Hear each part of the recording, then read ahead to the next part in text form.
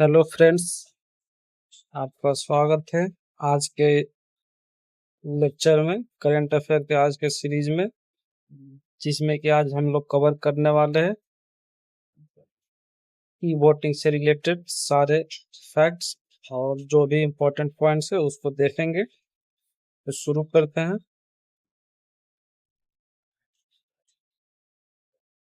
E voting Bihar is the first state to introduce and implement e voting system.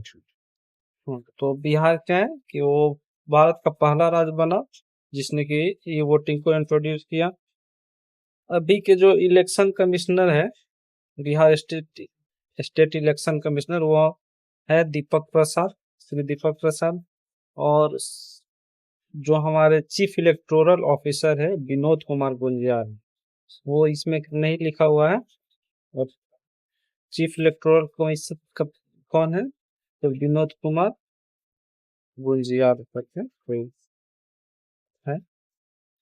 ठीक है।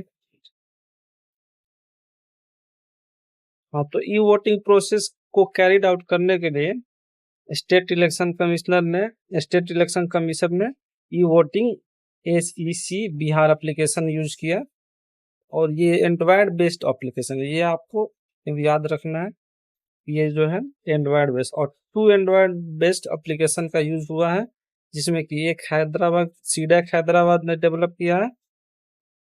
ठीक, CDAC Hyderabad ने develop किया, और दूसरा जो है आपका स्टेट इलेक्शन कमीशन ने डेवलप किया। तो ये आपको याद रखना है एप्लीकेशन का नाम, और एप्लीकेशन कौन डेवलप किया, तो सीडैक हैदराबाद।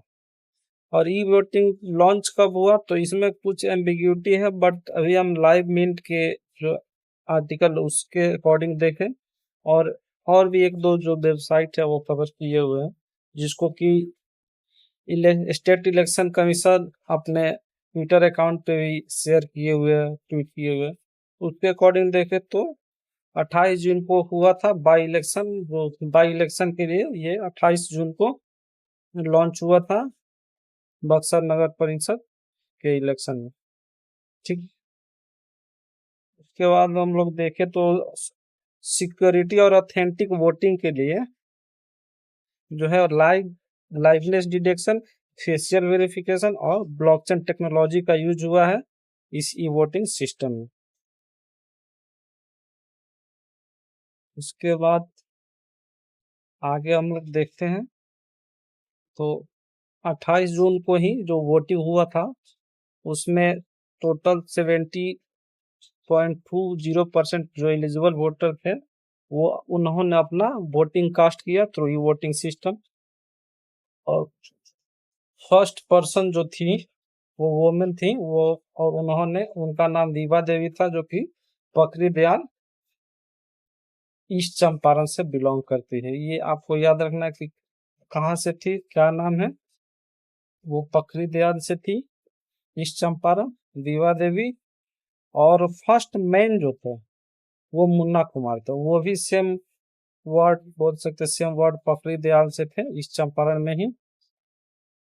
ठीक, और ये अभी क्या है कि पर्पस क्या था ई वोटिंग सिस्टम का, उसको देख ली कौन कौन एलिजिबल था ई वोटिंग सिस्टम के लिए। तो उसमें हमारे जो सीनियर सिटीजन्स थे, डिसेबल्ड इंडिविजुअल थे, हैंडीकैप वगैरह, फिर प्रेग्नेंट वुमेन थे, migrant worker, migrant labourer, migrant voter and seriously ill electoral, जो कि पोलिंग बूथ तक पहुंचने में असफल थे, डिफिकल्टीज होगी, उनके लिए ये फैसिलिटी स्टार्ट किया गया। ठीक, तो ये अपना याद रखना है कि pregnant women, disabled person, senior citizen, इनके लिए ये फैसिलिटी शुरू किया गया। ठीक, फिर आगे कुछ अगर हम देखें फैक्ट, तो astonish Estonia was the first country in the world to implement a voting system in 2005। ठीक, तो एस्टोनिया क्या था? पहला, दुनिया का पहला देश था जो ई वोटिंग सिस्टम। और ई वोटिंग सिस्टम को अगर मेंस के पर्सपेक्टिव से देखें तो इसके कुछ फायदे हैं, कुछ नुकसान भी है। मतलब नुकसान का चैलेंजेस है जिसको कि टैकल किया जा सकता है, तो वो तो हम आगे के मेल से रिलेटेड टॉपिक में कवर करेंगे। अभी कुछ और भी फैक्ट देख लेते हैं स्टेट इलेक्शन कमीशन से। तो स्टेट इलेक्शन कमीशन जो कॉन्स्टिट्यूट किया गया था, वो 73rd और 74th अमेंडमेंट एक्ट जब हुआ था लोकल सेल्फ गवर्नेंस के लिए, स्थानीय स्वशासन के लिए, तो उस समय आर्टिकल इंट्रोड्यूस किया गया था 243 के और 243 जेड ए। एक था ये 73rd के अंदर में, और ये 74 में, ये अर्बन बॉडी के लिए और ये रूरल। तो ये दोनों आर्टिकल ये मैंडेट करते हैं कॉन्स्टिट्यूट करने के लिए स्टेट इलेक्शन कमीशन को। ठीक, तो और कब इंट्रोड्यूस हुआ था वो आर्टिकल वगैरह, तो वो 73rd and 74th amendment act 1992 में। ये भी आपको याद रखना है, ये तो याद ही होगा आपको। और ये स्टेट इलेक्शन कमीशन को कॉन्स्टिट्यूशन से रिलेटेड जो रिकमेंड दिए थे, वो गार्गिल कमेटी बनी थी पंचायती राज सिस्टम पे 1998 में। तो तो गार्गिल कमेटी ने सजेस्ट किया था कि एक स्टेट इलेक्शन कमीशन बनाया जाए जो कि लोकल इलेक्शन को कंडक्ट करेगी। ठीक, तो ये हुआ आपका सारे point, important point static and current both, जो कि कवर करते हैं।